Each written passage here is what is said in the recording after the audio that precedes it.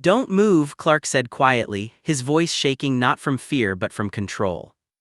The billionaire had just walked in on his wife tangled in their neighbor's sheets, but what came next didn't involve yelling or violence. It was colder, calculated, the kind of revenge only money and heartbreak can buy. Before we begin, please like, subscribe, and tell me in the comments where are you watching from. United States, Canada, Malaysia, UK, Australia, Jamaica.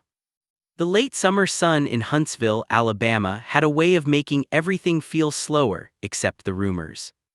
Down Magnolia Creek Drive, the kind of street where porch swings still creaked at dusk and neighbors waved whether they liked you or not, a new couple had just moved in. Their names were Clark and Maribel Alden, fresh from California, newly married, and already the subject of small-town fascination. Clark was a quiet man with the kind of wealth that didn't shout, it whispered. A tech entrepreneur who'd made his first million before 30 and his last before he turned 38. He came to Alabama to find peace, not attention. Maribel, though, hadn't been ready for the quiet. No palm trees, no noise, no late-night restaurants. Just stillness and the sound of cicadas buzzing loud enough to fill the silence between her and her husband. Across the street lived Drayton Pierce, the man every woman in the neighborhood warned each other about, though not all of them stayed away. He was 36, black, handsome in a way that felt like trouble, broad chest, deep laugh, a smirk that said he'd seen too much and still wasn't sorry. He used to have a family, a wife named Carmen and a 9-year-old daughter, Imani, but they'd packed up and left months ago. Folks said Carmen had gotten tired of his ways. The flirting, the lies, the way he could talk his way into anyone's good side and out of any consequence. Still, that didn't stop him from flashing that same smile at every new face that moved in. The day the Aldens arrived, Drayton was on his porch, beer in hand, watching the movers struggle with the furniture. He called out, "Welcome to the neighborhood," like he owned it. Maribel smiled politely and waved. Clark nodded, the way men do when they've already decided not to be friends. The moment lasted 5 seconds, but sometimes 5 seconds is all temptation needs to start breathing. The first few weeks were uneventful. Clark dove headfirst into work, conference calls, late nights, long hours on his laptop. Maribel tried to find her rhythm, grocery stores, coffee shops, decorating the new house that already felt too big. But in a small town, routine can start to feel like a cage. One morning, while watering her flowers, she heard a voice behind her. "Those roses won't make it in this heat," Drayton said, leaning against the fence. He wore a plain white tee and a grin that belonged to someone who didn't care how he was perceived. "They'll survive," she replied, smiling softly. He tilted his head, "Maybe, but some things need shade to stay alive." She didn't know whether he was talking about the flowers or her. The next few encounters came naturally, or so it seemed. At the mailbox. By the sidewalk when she took evening walks. At the grocery store, where he conveniently showed up behind her in line. Drayton wasn't aggressive, he was smooth. A little too smooth. He never crossed the line, but he made sure she always knew it was there. People in the neighborhood started noticing the smiles, the short talks that went on too long. And in places like Magnolia Creek, gossip travels faster than light. Clark began to sense something, not scandal, not suspicion, just distance. Maribel's laughter felt different lately.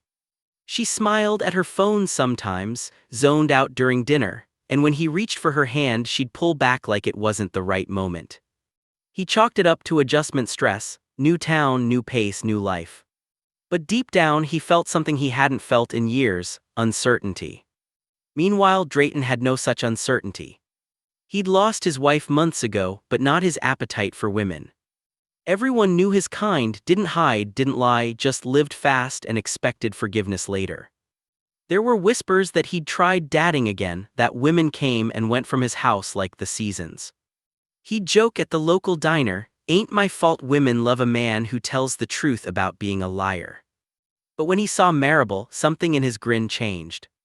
She wasn't like the others, she wasn't chasing him, she was resisting him, and that made him hunt. One Thursday afternoon, Maribel was returning from the farmer's market when she spotted Drayton cleaning his truck in the driveway.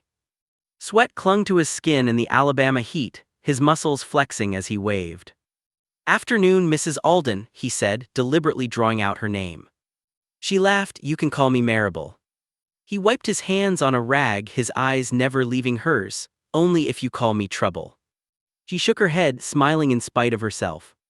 That was the beginning of something she didn't name, but didn't stop either.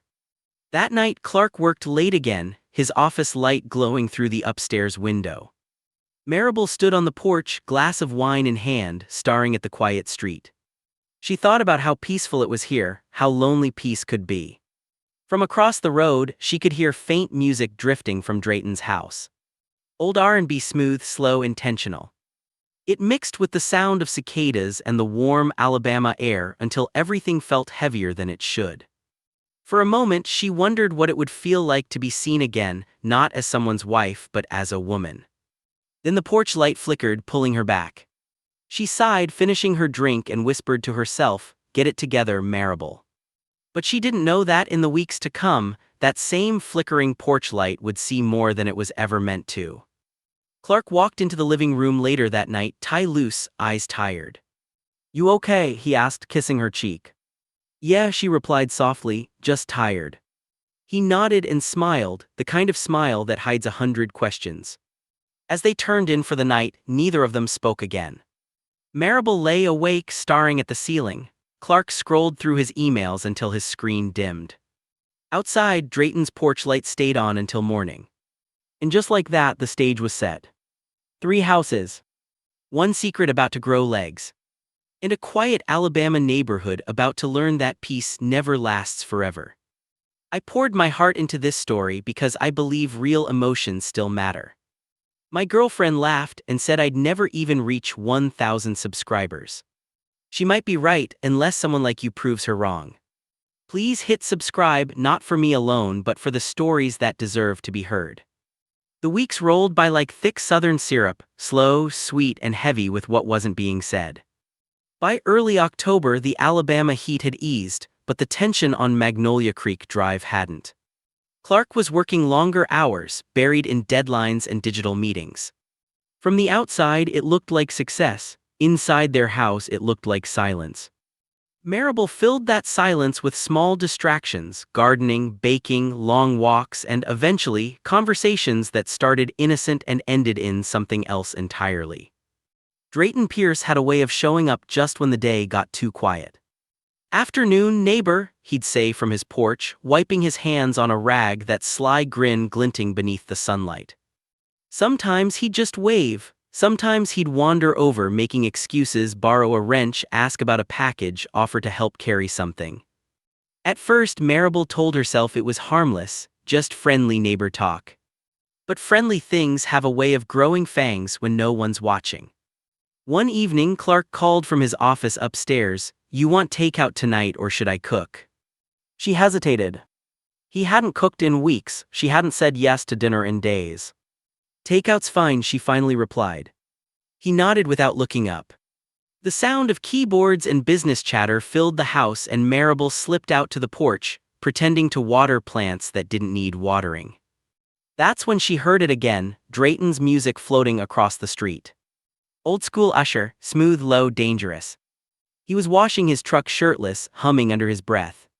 She laughed to herself. "That man never wears a full shirt, does he?" she muttered. As if he heard, he called out, "Can't waste good sunshine, Marable." She blushed, waving a hand dismissively. He smirked, "You sure your husband don't mind me stealing all your attention?" That question stuck in her chest longer than it should have. By the following week, their small talk had turned into full conversations. At the mailbox he'd lean closer, his cologne lingered longer than politeness required. They exchanged numbers under the pretense of neighborhood emergencies. That first text came late on a Friday night. "Drayton, you still awake, Trouble?" She stared at the message for 10 full seconds before replying.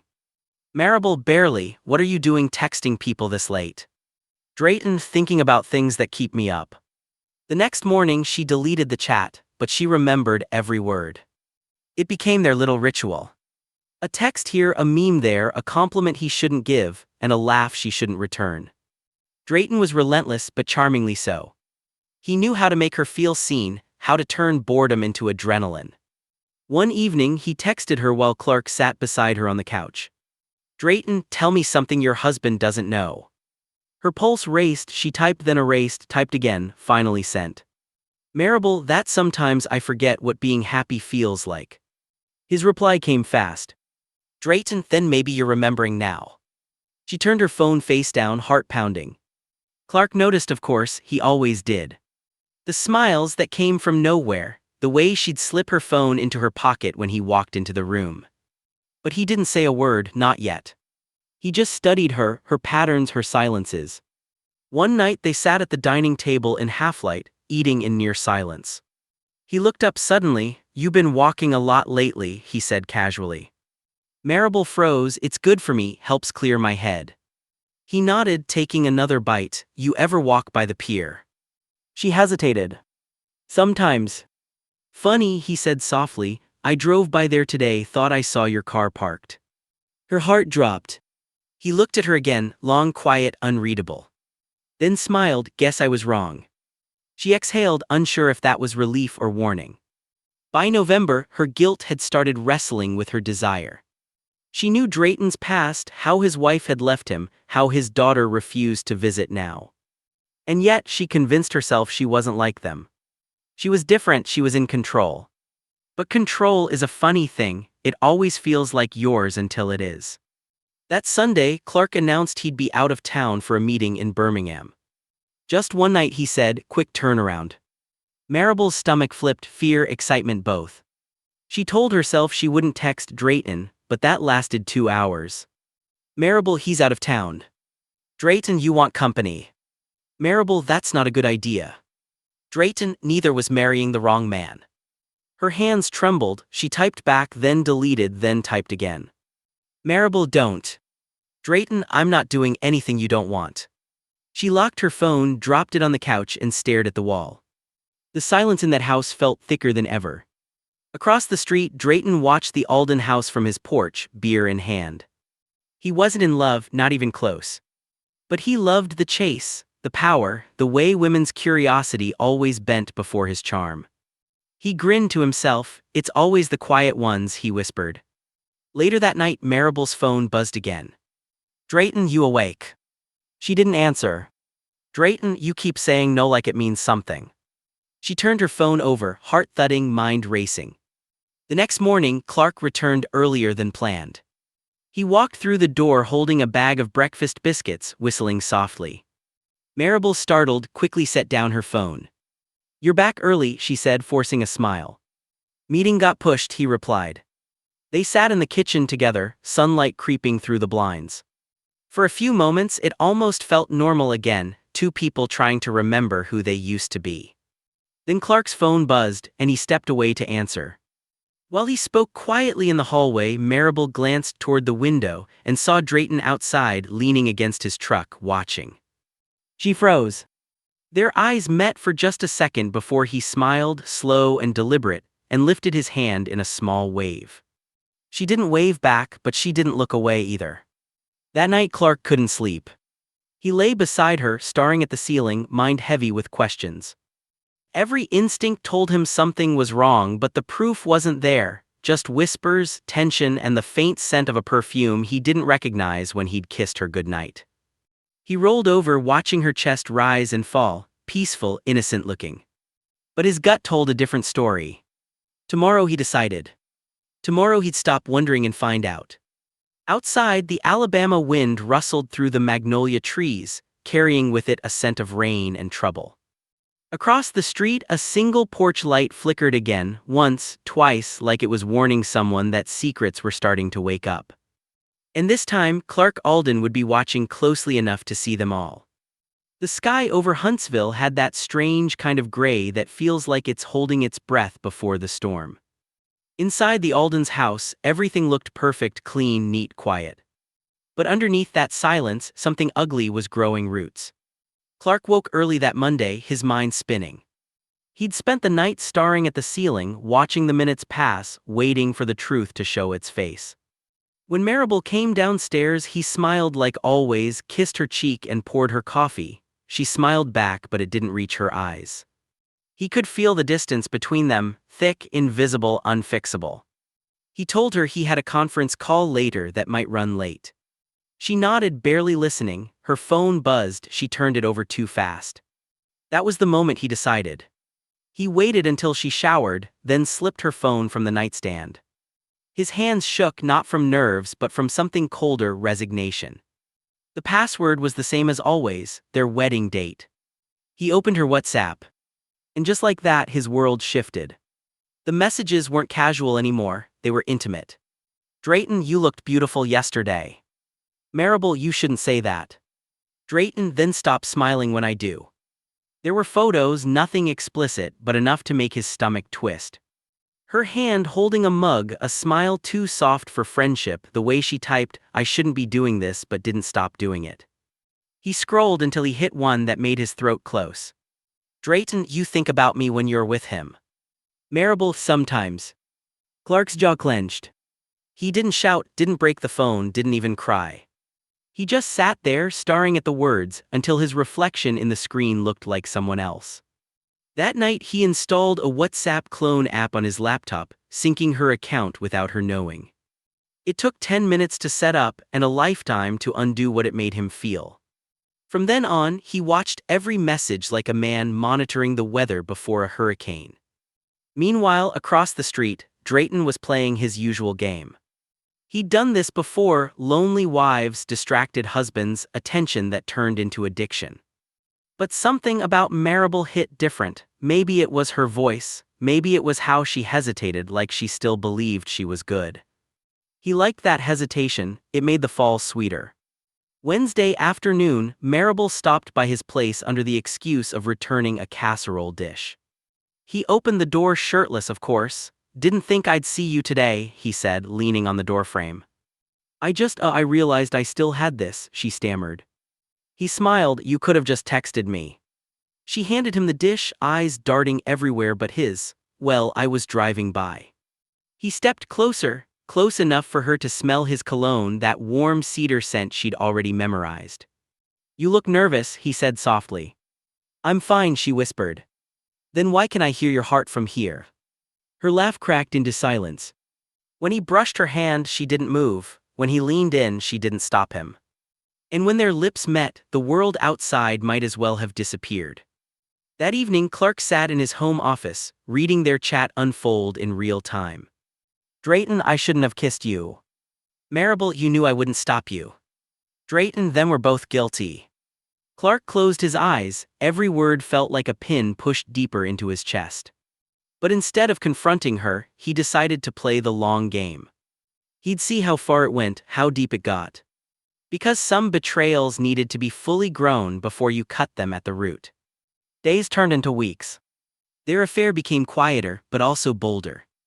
Afternoons at his house, short drives under the excuse of errands, phone calls that started as whispers and ended in gasps. Drayton didn't hide, he liked danger. Marable did, but guilt was no match for the way he made her feel wanted.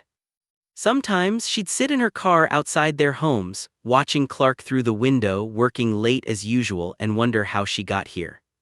And yet when her phone buzzed, she always answered. One night she and Drayton met at a nearby motel, cheap, out of town, the kind of place where people don't ask questions. It rained the whole drive back. When she entered the house, Clark was still awake. He was sitting at the kitchen table, laptop open, pretending to be immersed in numbers. Long day, he asked quietly. She jumped a little. Yeah, stopped at the store. He nodded slowly. In Decatur. Her breath caught. What? Just asking, he said, smiling. Traffic's worse that way. She stared at him, trying to read the tone. It was calm, too calm. He stood, kissed her forehead gently, and said, You should sleep, you look tired.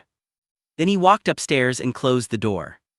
The moment he left, her knees gave out. She pressed her palms against her face, realizing she'd become everything she once swore she'd never be. Across the street, Drayton sat on his couch, smirking at his phone. He texted her. He doesn't suspect a thing, right? Her reply came minutes later. No, but I feel like he's starting to see me differently. Drayton, don't overthink it, just enjoy what we have. Marable, you make that sound easy. Drayton, because it is, until it's not.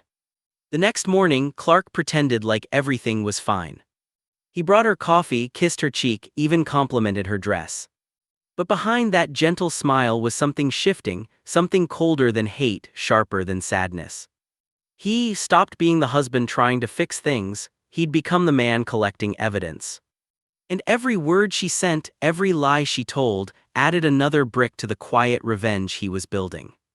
Maribel, meanwhile, was unraveling. She couldn't eat, couldn't sleep. Every touch from Clark felt like betrayal, every message from Drayton felt like salvation and poison at once. One evening, she sat by the window, watching the rain streak down the glass, wondering how something that started as curiosity had turned into chaos. Her reflection stared back, same face, same eyes, but the woman she saw didn't look like her anymore. For the first time, guilt started whispering louder than desire. She picked up her phone to text Drayton, then stopped. Her hands trembled, her throat burned. Down the hall, Clark's office door clicked shut, and she felt it in her gut. He knew. Maybe not everything, but enough. She looked out the window again, whispering to herself, God, what have I done? Somewhere in that quiet Alabama street, the rain finally stopped. But peace didn't return with it. Because once trust breaks, no weather can wash it clean.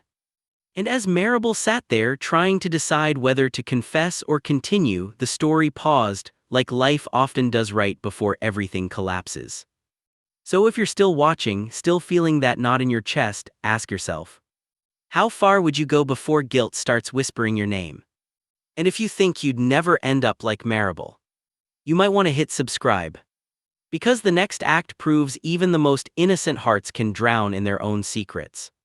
The air in Huntsville felt heavier that Thursday, like the sky was waiting for something bad to happen. The neighborhood was quiet, the kind of quiet that made every sound feel louder than it should.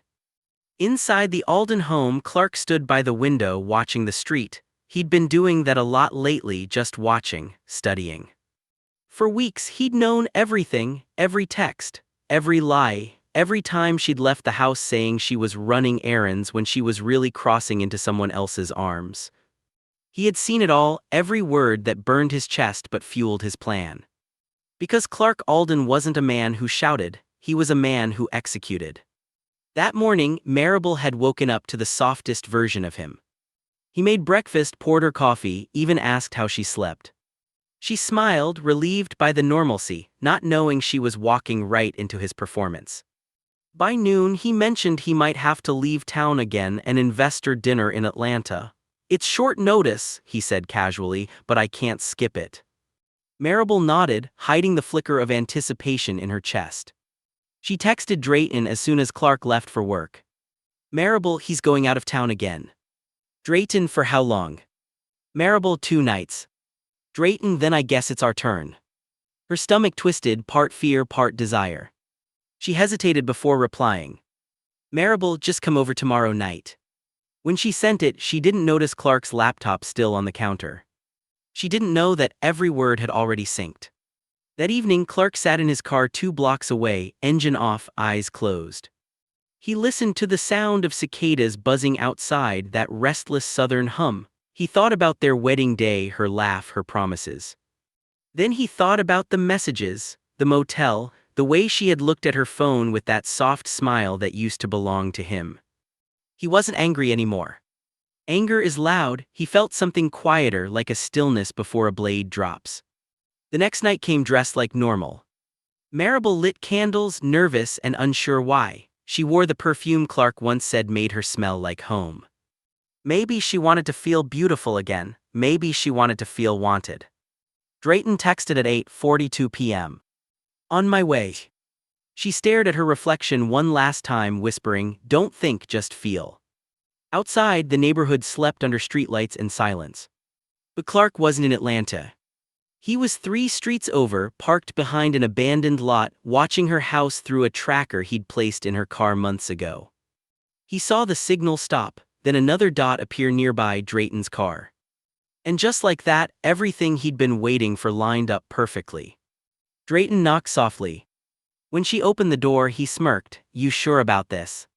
No, she whispered, but I can't stop. He stepped inside, closed the door behind him, and kissed her like he owned the night.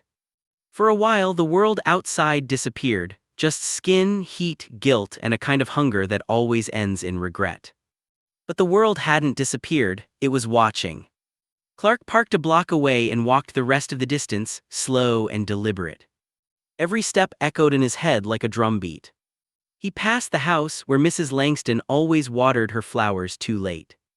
Past the street lamp that flickered every night around 9:30, past the mailbox where Marable had first met Drayton months ago. Everything looked the same, only he had changed. He reached the door quietly, hand steady on the knob. The house was dim, faint candlelight flickering against the walls. He could hear laughter, hers, then a sound that wasn't laughter anymore. He closed his eyes for a moment, exhaled slowly, and opened the door. The smell of vanilla candles filled the air. The first thing he saw was her phone on the counter, screen glowing with Drayton's name. The second thing, her wedding ring lying next to it. He followed the soft creak of footsteps upstairs. Each step up the staircase was slow, heavy, final. At the top, the bedroom door was half open. Through the small gap, he could see the truth, his wife tangled in the arms of another man. Drayton turned first, startled, eyes widening. Clark didn't shout, didn't flinch. He just stood there perfectly calm and said, "Don't bother covering up, I'm not here for a scene." Marable gasped, tears already forming. "Clark, wait, please." He cut her off. "No, you don't get to ask for time now."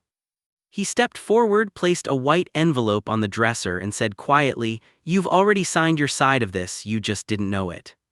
She looked down at it, divorce papers, her hands shook as she reached for them. "Clark, He met her eyes, cold but not cruel.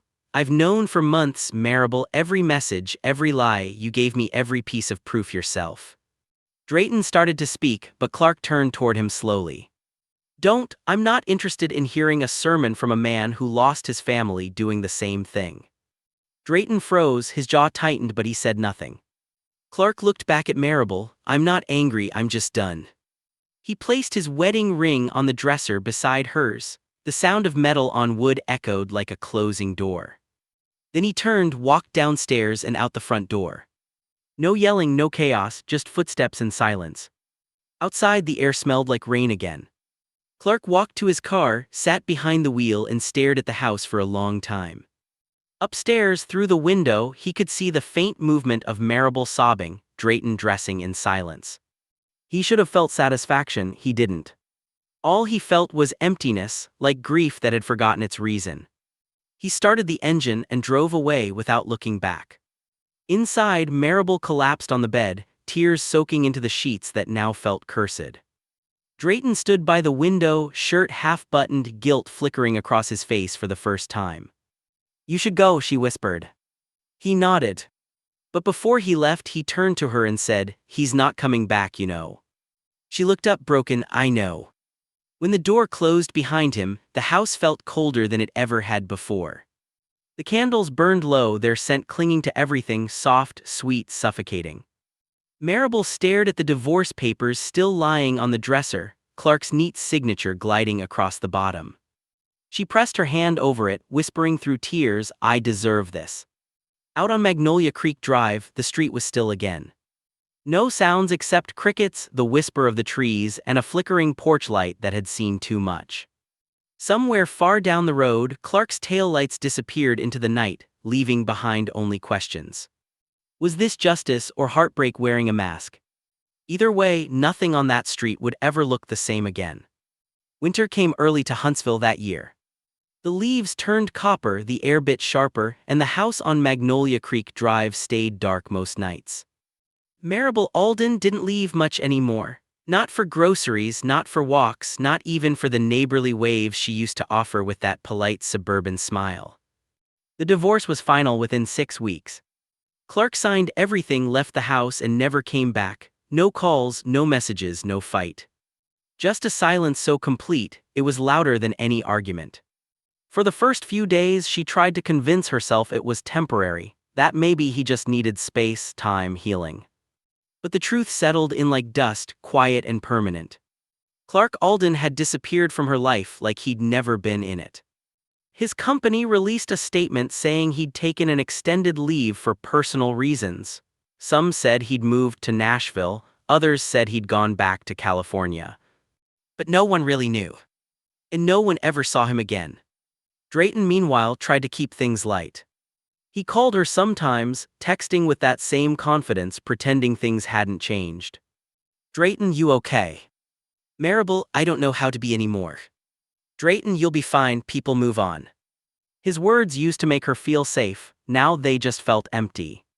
She started noticing things she hadn't before, the way he never stayed too long, how his charm turned sharp when she asked real questions, how his smile never quite reached his eyes anymore.